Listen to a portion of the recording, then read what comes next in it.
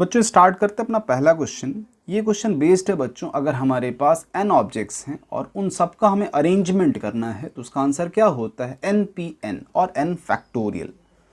तो using the concept of n factorial, यहाँ पर हमारे पास 5 बच्चे हैं जिन्हें हमें क्यू में अरेंज करना है या फिर स्टैंड ही कराना है, तो एक ही बात है। इस क्वेश्चन का आंसर होता है 5 फैक्टोरियल। आप इसको 5p5 भी लिख सकते हो, 5p5 ऑल दिस 120। देखो लास्ट में आंसर इंपॉर्टेंट नहीं है, ये लिखना ज़्यादा इंपॉर्टेंट है, ये आपको समझ आना चाहिए। देखते हैं बच्चों नेक्स्ट क्वेश्चन। ये भी इंस्पायर्ड है प्रीवियस क्वेश्चन से। यहाँ हमें 4 किताबें दे रखी हैं और उन्हें हमें अरेंज करना है सेल्फ पे। इस क्वेश्चन का आंसर भी क्या होना है बच्चों, 4 फैक्टोरियल। देख रहे हो ना, 4 किताबें हैं, चारों को अरेंज करना है, या फिर इसको ऐसा भी आप लिख सकते हो 4p4 और आंसर 24। नेक्स्ट क्वेश्चन देखते हैं बच्चों। हाउ मेनी वर्ड्स विद और without meaning can be formed using all the letters of the word Delhi using each letter exactly once. तो आप देखो आपके पास अवेलेबिलिटी कितने लेटर्स की है, तो दिल्ली में कितने लेटर्स हैं वो काउंट कर लो। 1 2 3 4 5 letters are there in the word Delhi, तो 5 में से 5 को आप यूज करोगे। 5p5 this is equal to 5 factorial equal to 120। या फिर आप चाहो तो बॉक्स बना लो, बॉक्स भी बना के आप काम कर सकते हो। 1 2 3 और एक और एक्स्ट्रा। अब देखो इस पोजीशन को हम कितने तरीके से फिल कर पाएंगे, 5 और इसको 4, इसको 3, इसको 2 और इसको 1। तो इसका आंसर होता है बच्चों 120। देख रहा हो ना, काम खत्म नहीं हुआ है। तो 5 into 4 into 3 into 2 into 1। Next question देखते हैं बच्चों। How many different signals can be generated. देखो सिग्नल वाले क्वेश्चन में थोड़ा सा कंफ्यूजन होता है बच्चों को, उन्हें लगता है कि सर ऑर्डर मैटर करेगा या फिर नहीं करेगा। तो देखो एक चीज़ मैं क्लियर कर दूं, आप कभी भी कंफ्यूजन हो तो छोटे छोटे एग्जांपल्स लेके देखो। सपोज किसी ने 2 फ्लैग ऊपर नीचे करके रखना है, ये ध्यान रखिएगा, ऊपर नीचे करके रखना है। यहाँ पाकिस्तान का रख दिया और नीचे रख दिया इंडिया का, तो भाई ये ऑर्डर सही नहीं है, हमें ये अच्छा नहीं लगेगा। तो इसका मतलब ऑर्डर मैटर कर रहा है, और अगर ऑर्डर मैटर कर रहा है तो फिर इस क्वेश्चन का आंसर क्या होना है, 4 फैक्टोरियल या फिर 4p4। या फिर डब्बा बना लो 1 2 3, इसको कितने तरीके से भर पाएंगे, 4, इसको 3, इसको 2 और इसको 1। तो आंसर 24। नेक्स्ट क्वेश्चन देखते हैं बच्चों। अब जो सेकेंड कैटेगरी है इसमें हमारे पास अवेलेबिलिटी होगी n ऑब्जेक्ट्स की, और उसमें से r को ही हमें यूज़ करना है for the sake of arrangement. तो फिर ऐसे क्वेश्चन का आंसर होना है बच्चों npr। देखो टाइप 1 में जितने भी क्वेश्चंस थे उन सब का आंसर था n फैक्टोरियल, और टाइप 2 में जितने भी क्वेश्चंस हैं इन सब का आंसर है npr। तो ध्यान से समझिएगा, ये npr का कंसेप्ट आपका क्लियर हो जाएगा पूरा का पूरा। इसमें क्या दे रखा है, ई के एसवी को यूज करके आपको ऑर्डर्ड पेयर्स बनाने। देखो ऑर्डर्ड पेयर का मतलब ही होता है जहां ऑर्डर इंपॉर्टेंट है, मतलब कोई लिखता है ई कॉमा के तो इसका मतलब अलग है, और वहीं कोई लिखता है के कॉमा ई तो इसका मतलब अलग है। तो इसका मतलब ये हुआ बच्चों कि अगर ऑर्डर्ड पेयर मुझे बनाना है, अवेलेबिलिटी 4 लेटर्स की है, तो मुझे कितना यूज करना होगा, सोचो 2, और ऑर्डर इंपॉर्टेंट है, हेंस परम्यूटेशन। तो दिस इज इक्वल टू 12। आप इसको कॉम्बिनेशन के थ्रू भी सोच सकते थे। 4 है मेरे पास, 2 को ले आइए सर, और फिर उन दोनों का ऑर्डर इंपॉर्टेंट है तो 2 फैक्टोरियल। अगर क्वेश्चन में यही दिया होता कि ऑर्डर इंपॉर्टेंट नहीं है, अनऑर्डर्ड पेयर बनाइए, तो फिर आंसर हमारा 4c2 होता बच्चों। देख रहे हो, फिर 4p2 आंसर नहीं होता, या फिर 4p2 कैलकुलेट करके हमें 2 से डिवाइड करना पड़ता तो आंसर 6 होता। तो अनऑर्डर्ड पेयर 6 होंगे, ऑर्डर्ड पेयर 12 होंगे। नेक्स्ट क्वेश्चन देखते हैं बच्चों। 36 टीचर्स हैं, एक प्रिंसिपल एक वाइस प्रिंसिपल आपको सेलेक्ट करना है इस क्वेश्चन में। तो इसको सबसे पहले तो बॉक्स के मेथड से आप बनाओ। ये पहले है, जो पहला मेथड है वो क्लिक होता है, ये बॉक्स मेथड। तो 36 इंटू 35, तो इसका आंसर हो गया 36 इंटू 35, ये लिख लो।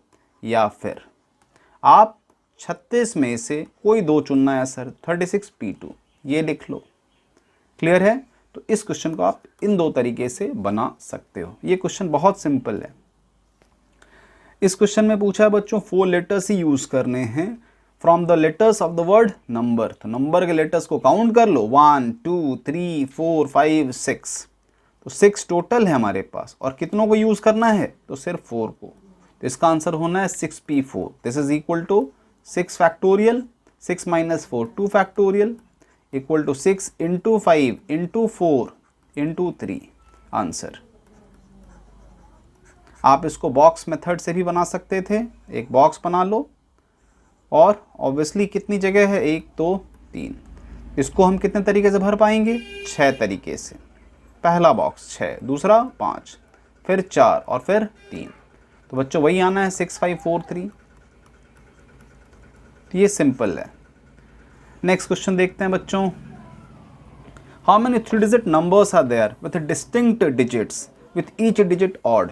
तो भाई यहाँ जो भी नंबर बनेगा वो ऑड डिजिट से ही बनेगा, और वो 3 डिजिट बनेगा। ऑड कितना अवेलेबल है? 1 3 5 7 9। यही ऑड की अवेलेबिलिटी है।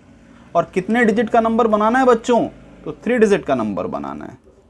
तो इसको लिख सकते हैं 5p3, या फिर 5 में से कोई सा भी आप 3 चुन के पहले लाइए, सेलेक्ट करके लाइए, और फिर उनको अरेंज करना है। तो इंटू 3 फैक्टोरियल। दोनों में से कुछ भी लिख सकते हो, या फिर यहाँ भी बॉक्स मेथड से भी बना सकते हो। इसको भरने के 5 तरीके, इसको भरने के 4 तरीके, इसको भरने के 3 तरीके। 5 into 4 into 3 is equal to 60। Next question देखते हैं बच्चों। How many numbers in between 100 to 1000 that can be formed with digits 1 2 3 4 5 if repetition of the digits is not allowed. तो बच्चों यहाँ कोई कंस्टेंट नहीं है, 3 डिजिट नंबर है बस। तो 3 डब्बे, और इन 3 डब्बों को भरने के लिए मेरे पास ऑप्शंस कितने हैं? तो 3 2 5। तो इसका होना है 5p3 equal to 5 factorial by 2 factorial which is equal to 5 into 4 into 3 answer 60।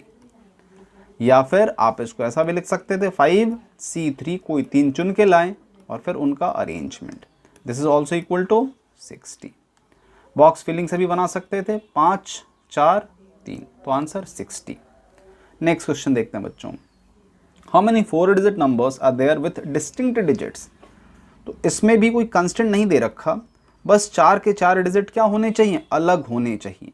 और देखो ये बात मैं बता दूं, जब भी डिस्टिंक्ट की बात होती है तो आप परम्यूटेशन अप्लाई कर सकते हो, और अगर डिस्टिंक्ट की बात नहीं है तो परम्यूटेशन अप्लाई नहीं कर सकते। तो फिलहाल 1 2 एक और बॉक्स बना लेते हैं। तो ये मुझे 4 डिजिट का नंबर बनाना है। अब आप सोचो, पहले प्लेस को भरने के लिए आपके पास कितने ऑप्शंस हैं?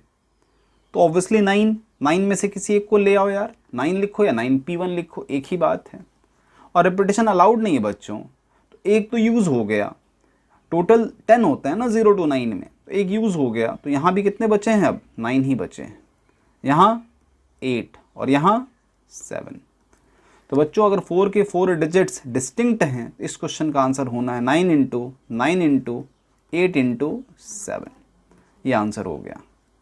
आप इसको परम्यूटेशन के टर्म्स में लिखना चाहो तो ऐसे लिख सकते हो 9p1 और c1 एक ही चीज़ है, 9p1 या फिर 9c1 इंटू बाकी के 3 को भरना है। वापस से 9 ही अवेलेबल है आपके पास, तो 9p3 लिखिए।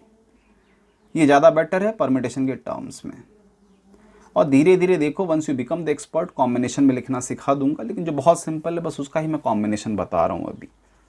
नेक्स्ट क्वेश्चन देखते हैं बच्चों। How many 3 digit numbers can be formed by using the digit 1 to 9 if no digit is repeated. वापस से 3 डिजिट नंबर बनाना है 1 to 9 का इस्तेमाल करके। तो अवेलेबिलिटी कितने की है? 9 डिजिट्स की। 3 डिजिट को ही यूज करना है, रिपीटेशन अलाउड नहीं है। तो इस क्वेश्चन का आंसर 9p3। या डब्बे बना के आप देख लो, इसको भरने के कितने ऑप्शंस? 9, इसको भरने के 8 और इसको भरने के 7। तो इस क्वेश्चन का आंसर होना 9 इंटू 8 इंटू 7। ये भी बहुत इजी क्वेश्चन है। नेक्स्ट क्वेश्चन देखते हैं बच्चों। How many 3 digit even numbers can be formed using these many digits if no digit is repeated, तो ऑब्वियसली बच्चों इवन बोला और 3 डिजिट बोला है। 3 डिजिट का मतलब कहीं ना कहीं सारा कंस्टेंट किस पर है, तो यूनिट प्लेस वाली डिजिट पे। तो इसको हम कितने तरीके से भर सकते हैं, 2, 4, 6, 3 में से किसी एक का इस्तेमाल कर लो यार। तो इसको भरने के लिए मेरे पास ऑप्शन है 3p1, 3 तरीके से भर सकते हैं। और बाकी के जो 2 डिजिट्स हैं उनके लिए तो कोई कंस्टेंट है नहीं, टोटल 7 थे, एक चला गया छोड़ के, बचे कितने हैं, 6, तो 6p2। आप ऐसे बना लो या फिर बॉक्स फिलिंग के थ्रू भी आप बना सकते हो। जैसे इनिशियल पोजीशन को भरने के लिए मेरे पास कितने ऑप्शंस थे, तो 3। अब किसी बॉक्स के पास चले जाओ, तो टोटल 7 थे, एक चला गया, तो इसको भरने के लिए 6 और इसको भरने के लिए 5। तो इसका आंसर होना है बच्चों 5 × 6 × 3 आंसर। नेक्स्ट क्वेश्चन देखते हैं बच्चों। Find the number of 4 digit numbers that can be formed using the digits 1 2 3 4 5 if no digit is repeated, how many of these will be even. तो सबसे पहले तो how many 4 digit numbers can be formed, वो बहुत simple है, box बना के कर लो, बॉक्स को भर लो 5 4 3 2 या फिर 5p कितने को यूज़ करना मुझे, 4 को। ये आंसर हो गया फर्स्ट पार्ट का, जो फर्स्ट पार्ट है उसका आंसर। अब रहा सवाल second part, how many of these will be even. तो बच्चों इसमें आप थोड़ा सा बॉक्स बना लेना 1 2 3। इसको हम कितने तरीके से फिलअप कर पाएंगे, तो सिर्फ और सिर्फ 2 या फिर 4, तो कह सकते हैं 2 तरीके से, इनटू इसको भरने के लिए टोटल 5 थे, एक चला गया, कितने बचे हैं, 4, और इसको भरने के लिए 3। तो इवन होने हैं बच्चों 24 even numbers will be formed. और टोटल नंबर्स कितने बनेंगे, तो 5p4, 5 में से 4 को पिक करना है, तो 120 कह लो आप। 5 factorial upon 5 - 4 that is 1 factorial. तो आंसर 120 आना फर्स्ट पार्ट का, total number of numbers formed. And how many of these will be even, 24। तो ये क्वेश्चन बढ़िया था बच्चों। देखते हैं next question, how many 6 digit telephone number can be constructed. देखो ये बहुत फेमस क्वेश्चन एनसीईआरटी का है। क्वेश्चन है तो वैसे बहुत सिंपल, 6 डिजिट बोला तो आप एक बॉक्स बना लो पहले, तो उसमें 6 डब्बे होने चाहिए। देखो 1 2 3 4 5, चलो 6 डब्बे बन गए। 6 में बोला स्टार्टिंग में 3 5 फिक्स है, तो भाई जो खाली पड़ा है कितना है, वो 4 है। और बोला है रेपिटेशन नॉट अलाउड, तो टोटल कितने डिजिट्स हैं मेरे पास, 0 1 2 3 4, 3 2 5, 2 7 और 3 10। बच्चों सब कुछ ही तो है, 0 1 2 3 4 5 6 7 8 9 सब कुछ है बच्चों। तो 2 चला गया मुझे छोड़ के, तो बचे कितने मेरे पास इन हैंड, 8। और इसको भरने के लिए 7, इसको भरने के लिए 6 और इसको भरने के लिए 5। अब मल्टीप्लाई कर लो, 8 × 7 × 6 × 5 लिखो, या फिर 8 टोटल पड़ा है मेरे पास और कितनों का इस्तेमाल करना है, तो 4 का, ये लिखो, एक ही बात है। ये क्वेश्चन बहुत सिंपल है बच्चों। देखते हैं नेक्स्ट क्वेश्चन। ये क्वेश्चन बस थोड़ा सा लेंदी है, तो ध्यान से बस समझिएगा, जो जो स्टेटमेंट बोला जा रहा है उसको मैं एक एक करके डिकोड करता हूँ। सबसे पहले बोला गया, if A denotes A equal to number of permutations of x + 2 things taken all at a time. तो सबको ले लोगे तो a की वैल्यू कितनी हो जाएगी, x + 2 फैक्टोरियल। ये पहला रिलेशन हो गया हमारा। b बोला है number of permutations of x things taken 11 at a time, तो b is equal to x plus permutation x things taken 11 at a time, तो x p 11। ये 2 नंबर रिलेशन। और c बोला है number of permutations of x - 11 things, c is equal to x - 11 things, x - 11 factorial. ये 3 number. अब हमसे एक relation दे रखा है, हमें एक रिलेशन दे रखा है a = 182 BC, और हमसे क्या पूछा है, find the value of x। तो ये देखो according to question value put करो बस, a की value x + 2 factorial equal to 182, b की वैल्यू है x factorial by x - 11 factorial, ये b हो गया मेरा, और इनटू c की वैल्यू, तो x - 11 फैक्टोरियल। ये देखो ये तो कट गया x - 11 फैक्टोरियल, बस we are very close. x + 2 को थोड़ा ब्रेक करें क्या, x + 2 और फिर यहाँ x प्लस 1, और राइट में मुझे क्या मिलना है 182 इंटू एक्स फैक्टोरियल।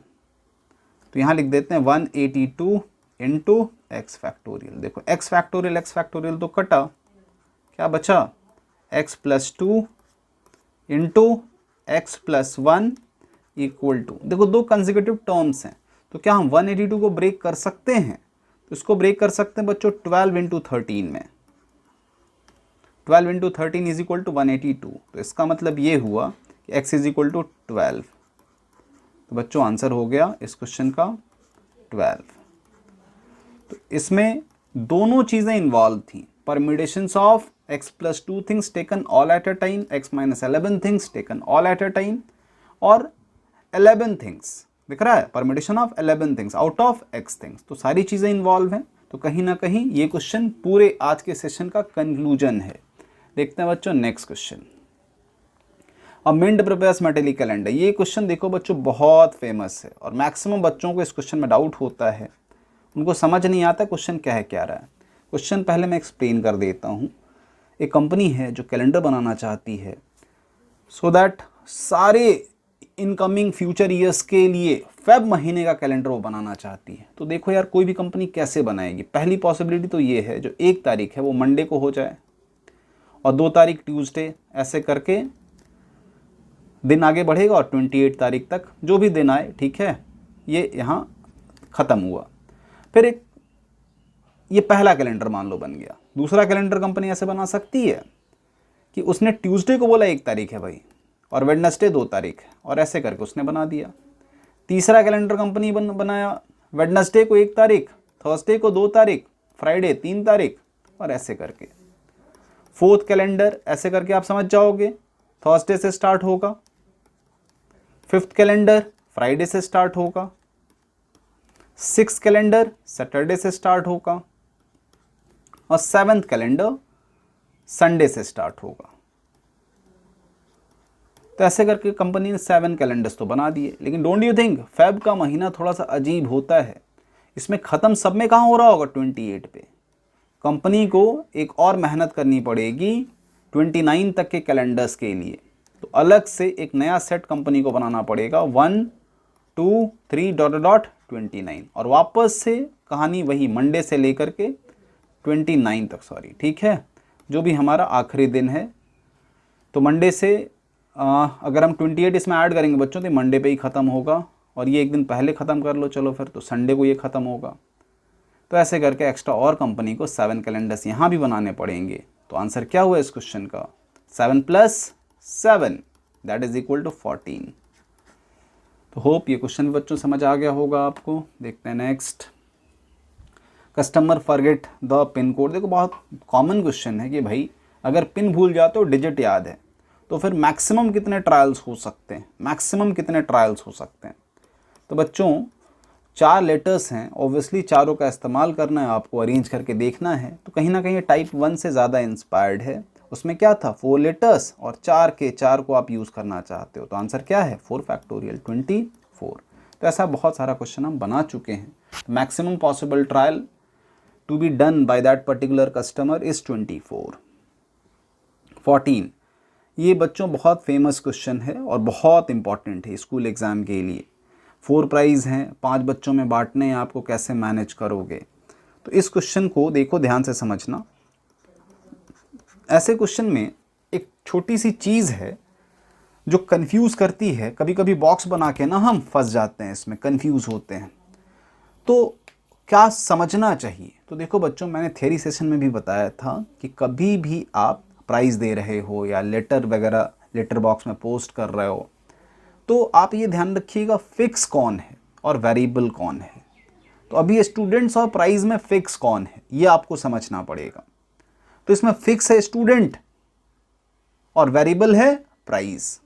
तो आप ये सोचो प्राइस को आप कितने तरीके से दे सकते हो, फर्स्ट प्राइस को आप कितने तरीके से दे सकते हो। यहाँ कुछ ऐसे सोचना है instead of filling the box. यहाँ बॉक्स से चक्कर मत पड़िएगा, एकदम बिल्कुल सामने अपने 5 बच्चों को खड़ा कर दीजिए 1 2 3 4 5। और अब आप सोचो जो पहला प्राइज़ है, जो आपके पास प्राइजेज हैं वो आप कितने तरीके से दे सकते हो। तो पहला प्राइस 5 तरीके से बढ़ सकता है सर। दूसरा प्राइस, अगर एक प्राइस से ज़्यादा नहीं दे सकते तो इसका मतलब एक बच्चा कम हो गया, तो दूसरा प्राइस 4 तरीके से, तीसरा 3 तरीके से और फिर 2 तरीके से। तो ये 120 तरीके से हम प्राइजेस को बांट सकते हैं फर्स्ट केस में बच्चों। सेकेंड केस में आ जाओ, student can get any number of prizes. तो पहला प्राइज भी 5 तरीके से और दूसरा भी 5 तरीके से, तीसरा भी 5 तरीके से और चौथा भी 5 तरीके से। इसमें यह भी पॉसिबिलिटी है कि किसी बच्चे को कुछ ना मिले और कि कोई एक ही बच्चा चारों का चारों प्राइज लेके घर चला जाए, एक ये भी पॉसिबिलिटी है। तो इसी चीज़ को कहीं ना कहीं देखो लास्ट क्वेश्चन में काउंटर किया गया है, no student get all the prizes. इसके लिए स्टेटमेंट बच्चों मैं आपको बताता हूँ पहले। जैसे लिखा no student get all the prizes, तो ये लिख लो आप, no student get all plus student getting all equal to all possible ways,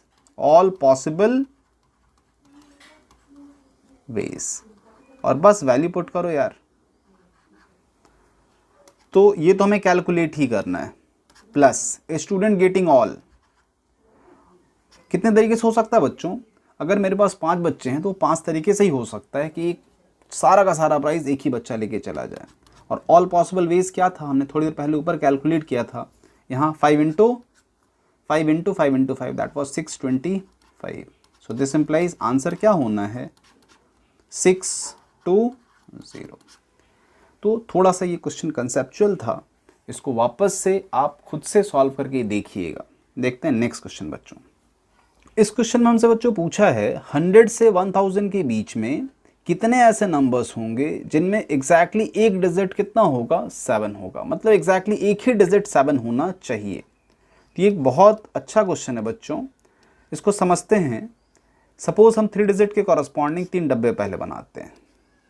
अब जब ये मेंशन कर दिया गया आपको एक ही 7 यूज़ करना है, तो 7 पहले यहाँ सेट कर लो। चलो 7 यहाँ फिक्स हो गया। तो इस बॉक्स को हम कितने तरीके से भर पाएंगे? तो देखो मेरे पास जो टोटल अवेलेबिलिटी होती है वो 10 नंबर्स की होती है, 0 to 9। 7 यूज़ हो गया, अब 7 को यूज़ नहीं कर सकते, तो मेरे पास कितने बचे, 9। और 9 में से ये 2 डब्बे भरने हैं। अब 9p2 लिख सकते हो आप, 9p2। This is equal to what, 9 into 8, 9 into 8 equal to 72। इसको हम 9 तरीके से भर पाएंगे और इसको बच्चों 9, सॉरी ठीक,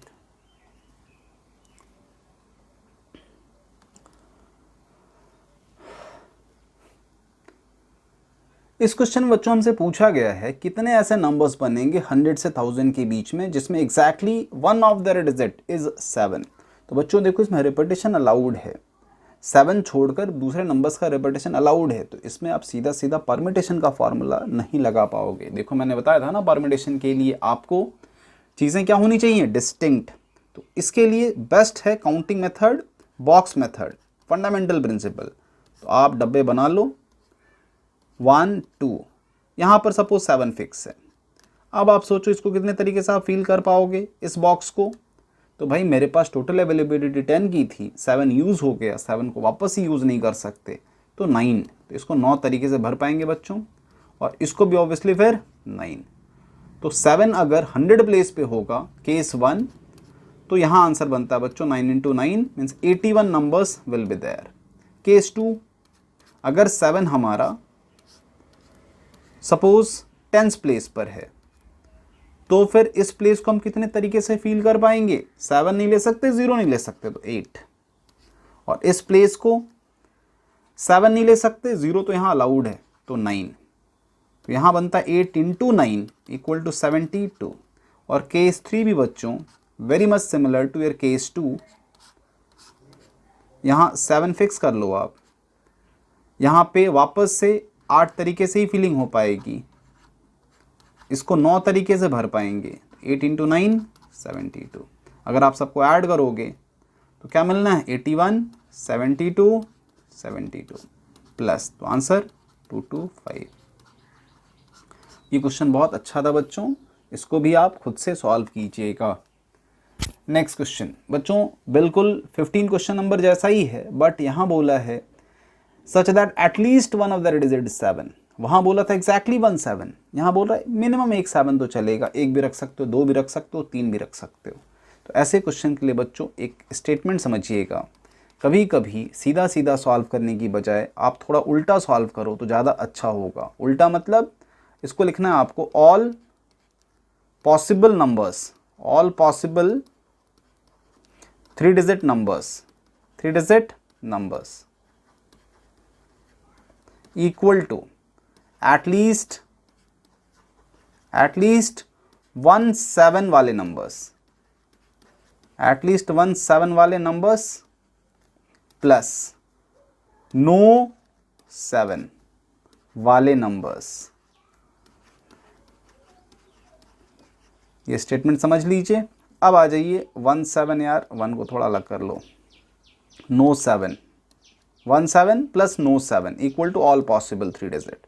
तो देयरफॉर ऑल पॉसिबल 3 डिजिट पहले कैलकुलेट करें, ये वाला पार्ट कितना होगा भाई, तो इसको हम भर पाएंगे 9 वेज से, इसको भर पाएंगे 10 वेज से, और इसको भी भर पाएंगे 10 वेज से। All possibilities equal to what 900 all possible ways. अब बच्चों बात करते हैं एटलीस्ट 1 7 वाले नंबर्स, तो ये तो हमें कैलकुलेट ही करना है। नो 7 वाले नंबर्स कितने होंगे जिसमें 7 है ही नहीं, तो वापस से बॉक्स बना लो। 7 को भूल जाओ अब, तो इसको कितने तरीके से फील कर पाएंगे सर, 0 नहीं 7 नहीं तो 8, इसको 7 भूल जाओ बस तो 9, इसको 7 भूल जाओ 9, तो this is equal to 9 into 8, तो 81 इंटू 8 648, 81 इंटू 8 648। तो बच्चों हम जैसे ही ऊपर वैल्यू पुट करेंगे तो हमारा आंसर आना है, ऑल पॉसिबल कितना था 900 minus 648, this equal to 252 answer. तो बच्चों इन दिस वे ये सेशन हमारा यहाँ ख़त्म हुआ। मैंने कोशिश की 2 टॉपिक के ऊपर आपको क्वेश्चंस करा दूं, एक तो था NPN that was n factorial, और दूसरा था NPR जहाँ पर अवेलेबिलिटी n की थी, उनमें से मुझे r को ही यूज़ करना था। तो मिलते हैं बच्चों अगले सेशन में, जहाँ परमिटेशन के थोड़े और difficult question, condition based permutation कह सकते हो, वो सारा कुछ हम लोग डिस्कस करेंगे, पहले थ्योरी और फिर बाद में न्यूमेरिकल। तो वीडियो अच्छा लगा हो बच्चों तो लाइक करना और शेयर करो। चलो मिलते हैं फिर अगले वीडियो में, थैंक यू।